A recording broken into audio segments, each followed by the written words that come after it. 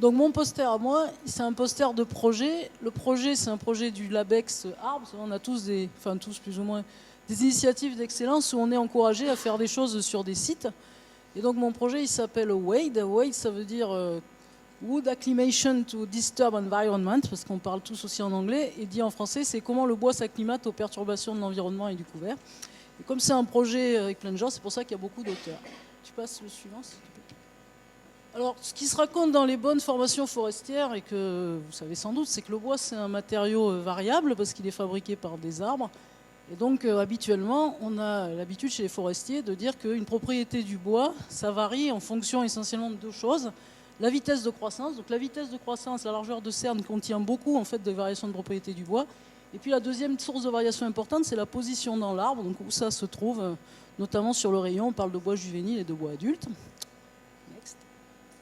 Et il se trouve qu'à Nancy, on a beaucoup de gens en fait, qui nous permettent d'aborder cette question avec des points de vue un petit peu différents. Alors aussi bien, alors ce que je vous ai dit, c'est pas trop par exemple d'androclimatologie ou d'androchronologie, vous n'avez pas trop vu de climat. Bon, il se trouve qu'à Nancy, sur le site Lorrain, on a des gens qui s'intéressent donc à la dendrochronologie, à la dendrochimie, à la dendroécologie, donc la façon dont le bois marque un certain nombre de signaux environnementaux. On a donc cette vision croissance cubée un peu traditionnelle. On a des gens qui caractérisent le matériau bois, donc au LERMAB, un gros savoir-faire sur la caractérisation des propriétés du bois à différentes échelles. On a des gens qui travaillent sur la dynamique, cette fois, de formation du bois, avec une vision un peu de cinétique ou de cinématique. On a des physiologistes, des gens qui font de la biologie moléculaire du bois, et puis on a aussi une vision plus, on va appeler éco-biomécanique, donc où on s'intéresse aux fonctions et aux relations structure-propriété, au sens pas les propriétés du matériau, mais les propriétés fonctionnelles du tissu. Next. Et donc, alors oui, pour ces différentes approches présentes sur le site Lorrain, il y a d'autres posters évidemment qui l'illustrent, donc je vous ai mis quelques références ici, vous pouvez aller voir les A2, A6, A16 et C3 dans cette session. Et donc, vas-y. Et puis aussi, on a un plateau technique, ça Julien l'a présenté, j'avais vu à la session d'avant. Donc les enjeux du projet WADE, c'était de dire, bon, on va essayer de voir si en mettant tout ça ensemble, on ne peut pas un petit peu améliorer ces modèles empiriques de qualité du bois, avec aussi l'idée que, d'abord l'idée qu'on a des systèmes forestiers qui sont de plus en plus compliqués, par exemple les sylvicultures irrégulières, les modèles traditionnels de qualité du bois, ils ne savent pas bien faire. Qu'aussi les forestiers sont des fois un peu limités en termes de descripteurs. Donc par exemple, il y a des nouveaux, les gens du bois matériaux, ils nous disent qu'il y a des nouvelles propriétés du bois liées en particulier à de nouveaux usages qui peuvent être intéressants. On se dit aussi que c'est quand même dommage de ne pas relier les gens qui ont cette approche de qualité du bois en fonction de la sylviculture, en fonction de la position dans l'arbre, avec tout ce qui se fait aujourd'hui en termes de dendroclimatologie. Et puis, en écologie aussi, on a vu qu'il y a de plus en plus de gens qui s'intéressent au bois et qui restent souvent un peu cantonnés à l'indicateur densité du bois, ou bien alors l'idée que le bois, c'est juste de la tuyauterie. Alors juste, c'est déjà pas mal, mais c'est surtout les propriétés hydrauliques qui sont importantes.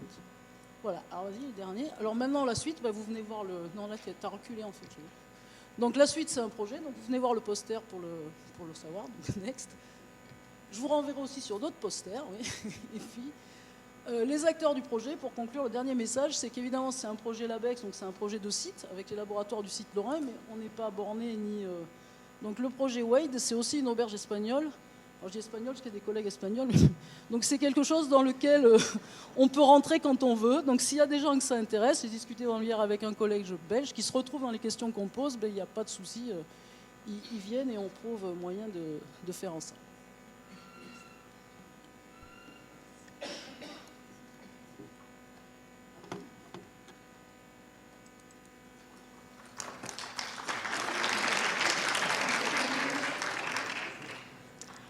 Bonjour à tous, je m'appelle Estelle Noyer. Je viens juste de commencer ma thèse au LERFORB, donc à l'INRA de Nancy, sous la direction de Catherine Collet de Yana Lula. Cette thèse s'inscrit dans une thématique assez large. Nous voulons voir l'impact d'une perturbation de la canopée, au final sur la dynamique des peuplements. Mais pour pouvoir s'intéresser à la dynamique des peuplements, il faut d'abord identifier la réponse individuelle des arbres, donc à cette perturbation de la canopée. Donc pour la thèse, nous disposons donc de deux espèces, donc le hêtre et le chêne, et de deux lots d'arbres d'âge différents, donc d'un côté des perches et d'un autre côté de jeunes arbres en phase de régénération. Donc, dans un premier temps, nous allons nous intéresser à la résultante globale de la réponse de l'arbre donc à cette ouverture de la canopée, en nous situant à l'échelle de l'individu et donc en caractérisant la croissance individuelle des arbres via la croissance et la morphologie. Ensuite, comme ça a été dit lors de cette session, le bois est un marqueur de l'environnement. Il enregistre toutes les perturbations que l'arbre va rencontrer au cours de sa vie. Et donc pour cela, nous allons rechercher les propriétés du bois qui vont changer lors de cette ouverture de la canopée et qui pourront plus tard être utilisées comme marqueurs. Et enfin, pour un dernier objectif, nous voulons identifier les principales contraintes environnementales qui résultent de cette modification de l'environnement, de l'ouverture de la canopée. Donc si vous voulez en savoir plus, vous me posez des questions, venez voir mon poster, le numéro C2.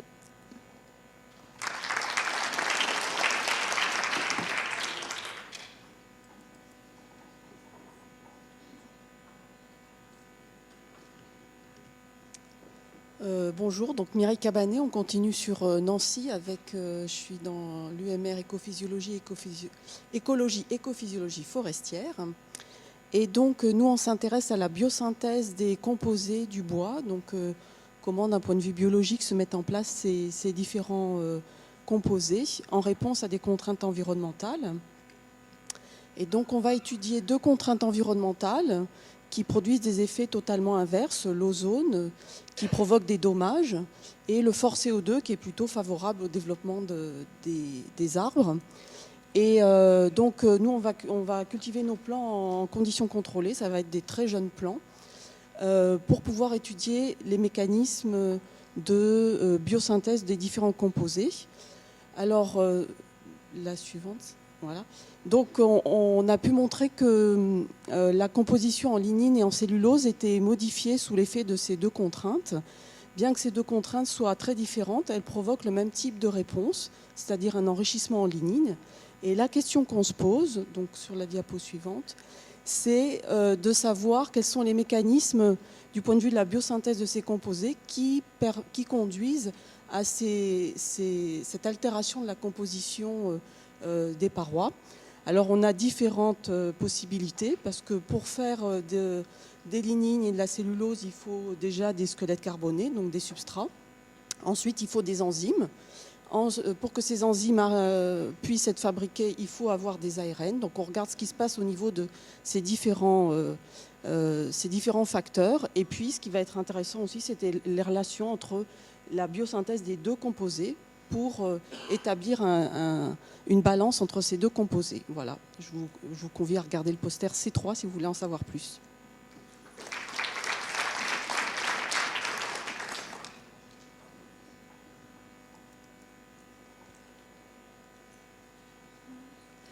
Mesdames et messieurs, bonjour. Je me présente, Alexa Dufresne, chargée de recherche au CNRS dans le laboratoire d'archéozoologie et d'archéobotanique du Muséum à Paris.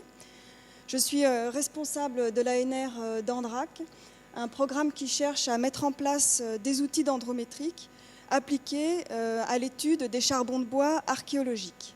Alors pour rappel, il s'agit d'un matériel carbonisé, mais aussi fragmenté et incomplet, notamment du fait de la combustion, et pour lequel les méthodes habituellement utilisées en dendrologie ne sont pas adaptées.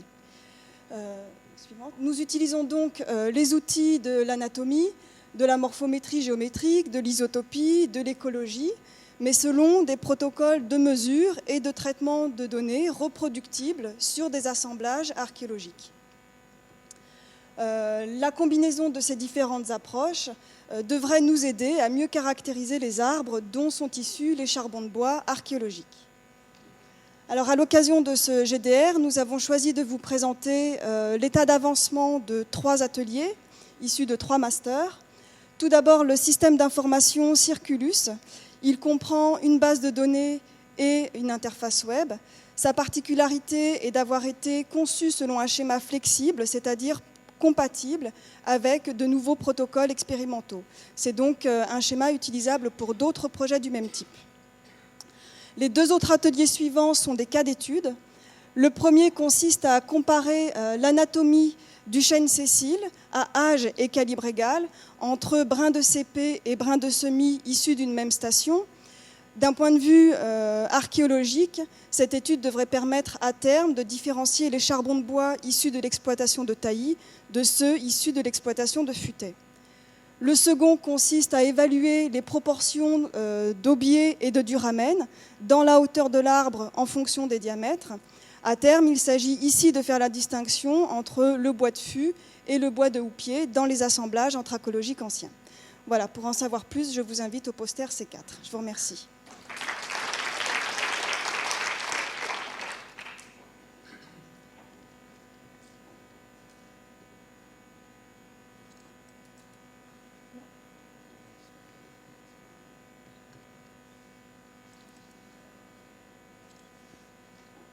Donc bonjour, on m'entend ? Oui. Donc je suis Claire Alix, maître de conférence à l'Université de Paris 1, et le poster en fait porte sur un programme de recherche que je mène en Alaska, donc dans le grand nord-ouest de l'Amérique du Nord, avec des collègues donc de l'Université d'Alaska à Fairbanks, et qui concerne donc l'analyse des bois archéologiques qu'on retrouve sur les littoraux alaskiens et de l'Arctique du nord, de l'Ouest, canadien aussi, et qui englobe, donc dans le cas ici, c'est l'analyse dendrochronologique de ces bois avec une analyse de dendroprovenance et d'essayer de calculer en fait les temps de transit, puisque c'est des bois qui sont disponibles sur les côtes, sont essentiellement des bois flottés, des bois de dérive qui viennent des forêts de l'intérieur de l'Amérique du Nord principalement.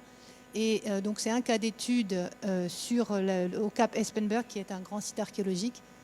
Et donc si vous voulez en savoir plus, on peut calculer les temps de croissance et les bois arrivent en moyenne entre 2 et 10 ans.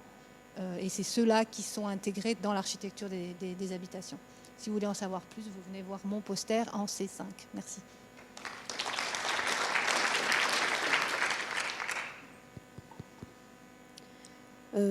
Bonjour, donc je suis Lydie Dussol, en deuxième année de thèse au laboratoire Archéologie des Amériques, et je travaille sur les utilisations des bois, la gestion des espaces forestiers et plus largement sur les relations hommes-forêt chez les sociétés mayas anciennes. Donc le poster que je vous présente aujourd'hui concerne l'étude que j'ai réalisée en Master 2. Donc elle a porté sur le site de Rio Bec. Alors Rio Bec se situe dans l'état du Campeche au Mexique. C'est un site de l'époque classique, c'est-à-dire qu'il est occupé au premier millénaire après Jésus-Christ. Et donc il a été fouillé de 2002 à 2010 par notre laboratoire. Et donc vous pouvez voir ici une vue aérienne d'un des groupes résidentiels monumentaux de ce site. Alors le but de cette étude anthracologique était de caractériser l'utilisation des bois dans les rites funéraires. Parce qu'en effet, sur ce site, donc plusieurs sépultures qui ont été découvertes dans ces résidences monumentales, parce que les Mayas enterrent leurs morts, ou en tout cas une partie de leurs morts, sous les sols des habitations. Ensuite, ils reconstruisent les sols, et voire même ils reconstruisent la maison. Donc dans certaines de ces sépultures, les corps étaient allongés au fond de la fosse et recouverts d'une couche de cendres et de charbon, alors que les zones ne présentaient pas de traces de brûlure. Donc la question était de savoir d'où venaient ces cendres, et donc l'hypothèse de départ était qu'elles provenaient en fait d'une réutilisation des restes des foyers domestiques qui avaient été mis sur le corps au moment de l'inhumation.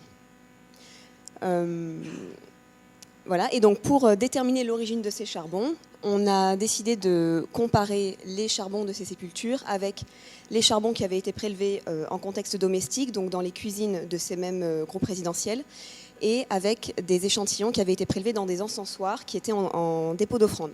Donc en gros, voilà, c'est une comparaison entre trois types de contextes, funéraire, domestique et rituel non funéraire. Et donc au niveau de la méthode, c'est essentiellement des identifications taxonomiques, mais on a procédé également à des identifications morphologiques, c'est-à-dire que j'ai essayé de déterminer, dans la mesure du possible, s'il s'agissait de bois de racines, c'est bon, ou de bois de branche et de bois juvénile. Voilà. Donc je vous invite à venir voir mon poster, c'est le poster C6. Merci.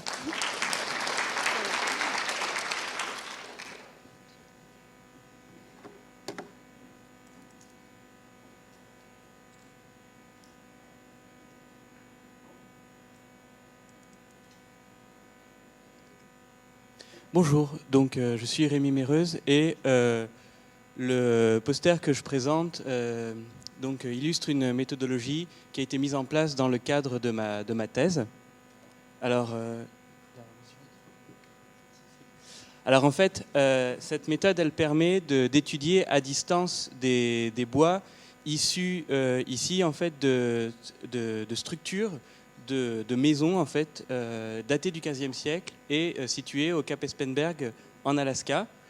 Cette méthode en fait, elle repose sur la photogrammétrie, donc qui permet d'obtenir un modèle numérique en 3 dimensions à partir uniquement de photographies, donc ce qui conserve un réel avantage en termes de coût et de volume aussi de l'équipement nécessaire. Et le modèle en fait obtenu conserve suffisamment les formes et au fond la topographie de ces objets pour pouvoir observer les différentes empreintes d'outils et donc étudier les techniques de travail du bois. Voilà, donc eh bien, si vous voulez en discuter, je serais ravi devant le poster C7. Voilà, je vous remercie.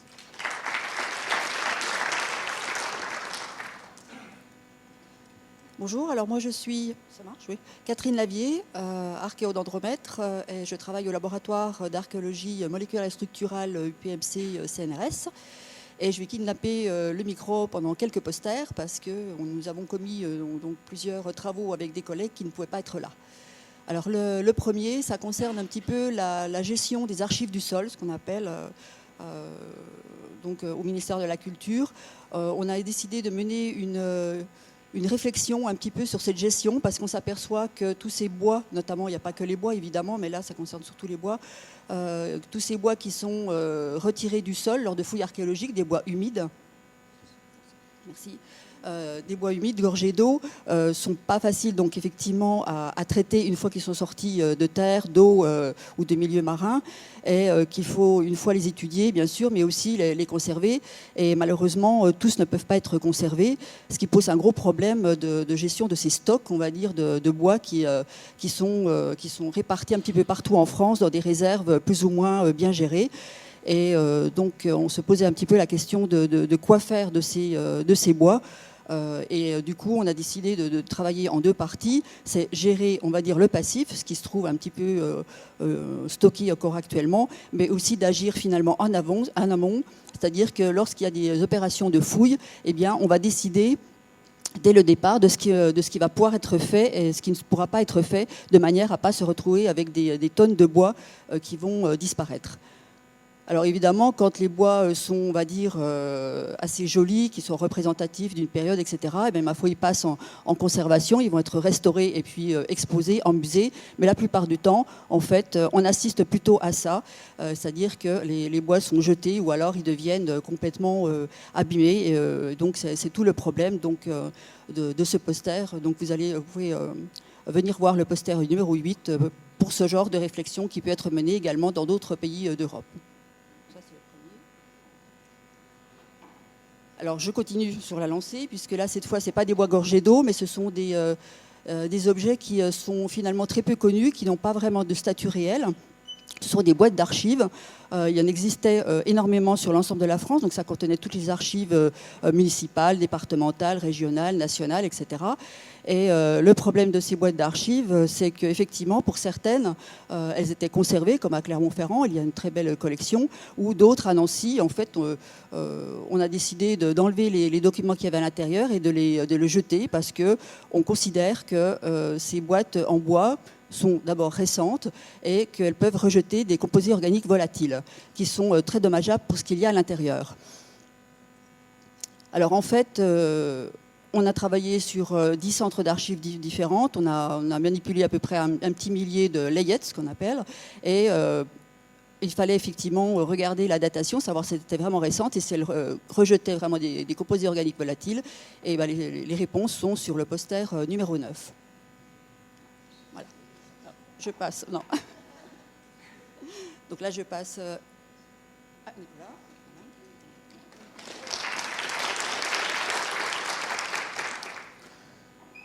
Je suis Nicolas Lira, et je suis archéologue, doctorant en archéologie à l'Université de Paris 1, dans le labo d'archéologie des Amériques. Et je vous présente le poster C10 intitulé Les bois dans les embarcations indigènes de la Nord-Patagonie. C'est un poster qu'on a fait avec Catherine Labier et qui parle sur cette région de la Patagonie du Nord, une région très belle, merveilleuse, magnifique, que je vous invite à découvrir. C'est une région de lacs et rivières, aussi des volcans, comme vous pouvez voir dans ces photos, et où on peut trouver les populations originaires des Mapuche Huilliche qui sont utilisées des embarcations en bois, notamment des pirogues et des bateaux à planches cousues. Et sur ces embarcations, c'est qu'on applique une méthodologie de dendrométrie et identification des taxa ou essences, et de la dendrochronologie et de l'identification des traces de manufacture, des outils et d'utilisation. Et donc, je vous invite à découvrir ces posters, c'est les C10, et je vous laisse avec Catherine pour ce. Pour la dernière fois. Alors, je vous promets, c'est la dernière fois pour moi. Avec des collègues du LEB2D de Besançon, nous avons lancé une opération de travail sur justement les bois de tonnellerie archéologiques. Et là, donc, il vous présente un travail assez particulier sur des tonneaux mérovingiens. On essaye de voir parce que les tonneaux, je pense que vous le savez, ont été inventés, on va dire, par les Gaulois. Et donc, ça fait plus de 2000 ans qu'il en existe.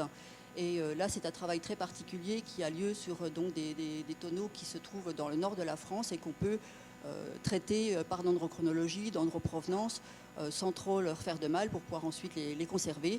Et là, je vous invite à regarder leur poster C11 qui donne toutes ces informations, pas seulement en datation, en provenance, mais aussi tout sur le trafic maritime, parce que là aussi, il y a beaucoup de transport de bois sur l'ensemble de l'Europe. Et donc, vous aurez des informations sur le poster C11.